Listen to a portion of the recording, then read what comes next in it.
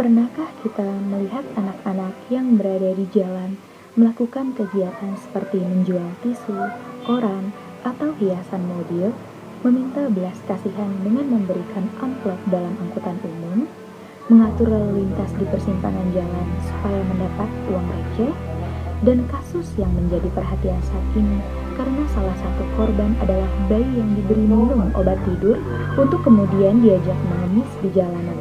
Anak-anak ini bekerja di sore sampai pagi hari, tidur di jalan dan harus memberikan hasil jeripayahnya untuk orang dewasa yang mengkoordinir. Sementara uang yang diberikan kepada anak-anak sekedar untuk jajan. Anak-anak ini berada dalam situasi tidak berdaya dan harus mengikuti perintah orang lain. Situasi yang dialami anak-anak tersebut merupakan kasus perlindungan anak di Indonesia, khususnya eksploitasi anak. Anak yang seharusnya menikmati berbagai hak seperti mengenyam pendidikan, bermain, mengembangkan cita-cita, harus berada di sisi kehidupan yang membuat anak bekerja untuk mendapatkan penghasilan. Bahkan, pada situasi tertentu, anak-anak ini menjadi tulang punggung keluarga, sehingga tidak bisa menikmati masa anak-anaknya. Faktor penyebab terjadinya eksploitasi pekerja anak di bawah umur diantaranya adalah faktor ekonomi, tingkat kebutuhan pokok dengan harga yang terus naik, serta pengeluaran yang bertambah menuntut anak terjun untuk membantu mencukupi kebutuhan hidup. Maka, kita sebagai orang dewasa sebaiknya memberikan kasih sayang dan tidak merampas hak anak-anak tersebut. Eksploitasi ekonomi terhadap anak, sebuah potret yang sangat menyedihkan. Mirisnya, kasus eksploitasi ekonomi terhadap anak sering kita jumpai di sekitar kita. Di mall, kafe, restoran, lampu merah, bahkan di sekitar rumah kita, banyak sekali kita lihat anak yang dijadikan tumbal untuk mencari uang.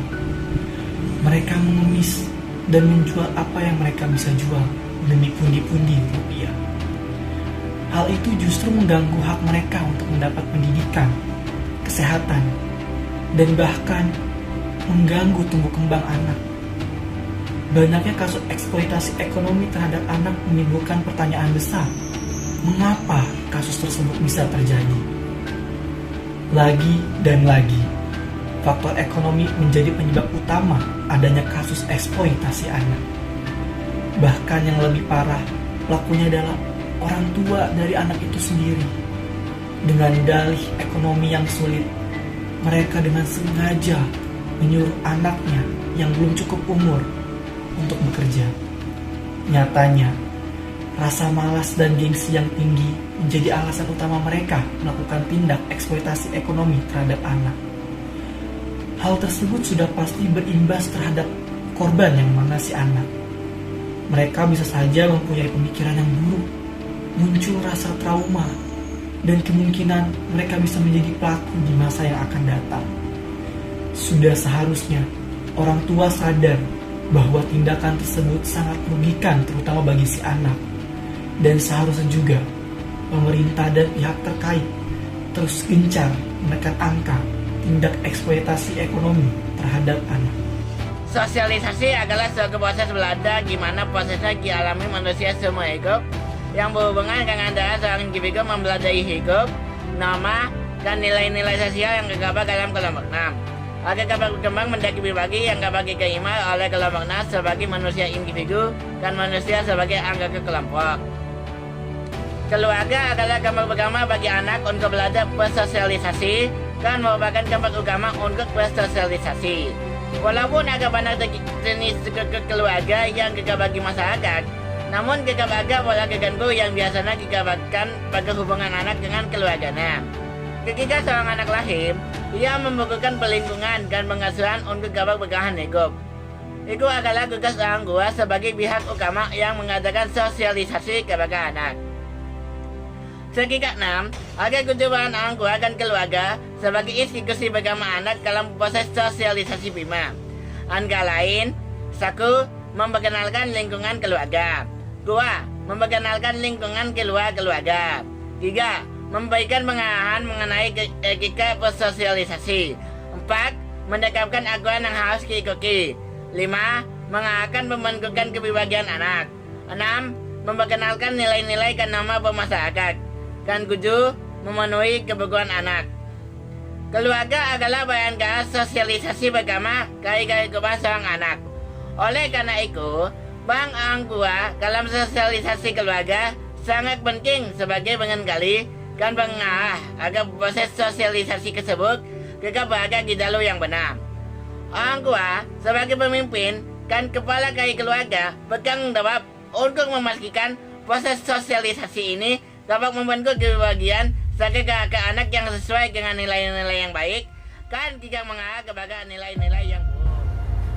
Sebelum kita melanjutkan materi yang akan dibahas nanti, kita perlu tahu dulu nih apa sih parenting itu. Jadi parenting itu merupakan ilmu yang berhubungan dengan pola pendidikan dan pengasuh anak. Adapun definisi yang lebih jelas, parenting menurut apa yaitu American Psychological Association yang artinya suatu pola pengasuh anak oleh orang dewasa. Dalam hal ini tidak terbatas dengan hubungan biologis yang memiliki 3 tujuan utama, yaitu memastikan anak-anak selalu dalam keadaan sehat dan aman, mempersiapkan anak-anak agar tumbuh menjadi produktif, dan menurunkan nilai-nilai budaya. Definisi parenting menurut Kementerian Pendidikan dan Kebudayaan Republik Indonesia yaitu sebuah interaksi yang terjadi antara orang tua dan anak dengan tujuan mendukung perkembangan fisik, emosi, sosial, intelektual, dan spiritual. Biasanya orang tua menempatkan kebutuhan dan keinginan anak di atas hidup mereka. Namun ada juga orang tua yang sadar dan tidak sadar menjadikan anaknya sebagai objek demi kebutuhan sendiri. Anak bisa dikatakan menjadi korban eksploitasi ketika ada pihak-pihak yang mengambil keuntungan dari kerentanan ketidaktahuan mereka. Jadi eksploitasi ini bisa berupa menyuruh mereka melakukan sesuatu yang seharusnya mereka tidak lakukan atau yang mereka belum dilakukan anak-anak. Misalnya melibatkan anak-anak dalam pekerjaan berat hingga dalam bentuk kekerasan seksual. Padahal hak anak adalah mendapatkan kasih sayang, bisa bermain sesuai usia dan mendapatkan perlindungan dari orang tua. Ada tanda-tanda orang tua yang mengeksploitasi anak yang menurut saya ini sepele tapi sangat berpengaruh besar, yaitu sharing yang dimana membagikan momen tentang anak di media sosial memang sudah menjadi hal yang lumrah saat ini. Namun fenomena yang dikenal dengan nama sharing atau share parenting kerap membuat orang tua mengunggah konten berisi informasi pribadi anak, mulai dari foto, video, dan lainnya. Ini dapat melanggar privasi dan hak pribadi anak, apalagi jika sharing dilakukan secara berlebihan dan hanya untuk kebutuhan validasi sosial orang tuanya. Saat ini masalah eksploitasi anak banyak ditemukan dalam kehidupan masyarakat karena banyak anak-anak yang dipekerjakan sebagai pekerja jalanan. Oleh karena itu terdapat pelindungan anak yang merupakan suatu usaha untuk mewujudkan keadilan dalam suatu masyarakat. Pasal 21 Undang-Undang Perlindungan Anak menjelaskan bahwa pemerintah daerah berkewajiban dan bertanggung jawab untuk menghormati pemenuhan hak anak tanpa membedakan suku, agama, ras, budaya dan bahasa, jenis kelamin, golongan, etnik, status hukum, urutan kelahiran, dan kondisi fisik maupun mental. Dan untuk menjamin hak anak dan melaksanakan kebijakan tersebut, maka pemerintah daerah berkewajiban dan bertanggung jawab untuk melaksanakan dan mendukung kebijakan nasional dalam penyelenggaraan perlindungan anak di daerah. Kebijakan tersebut dapat terwujud dengan membangun kabupaten atau kota layak anak.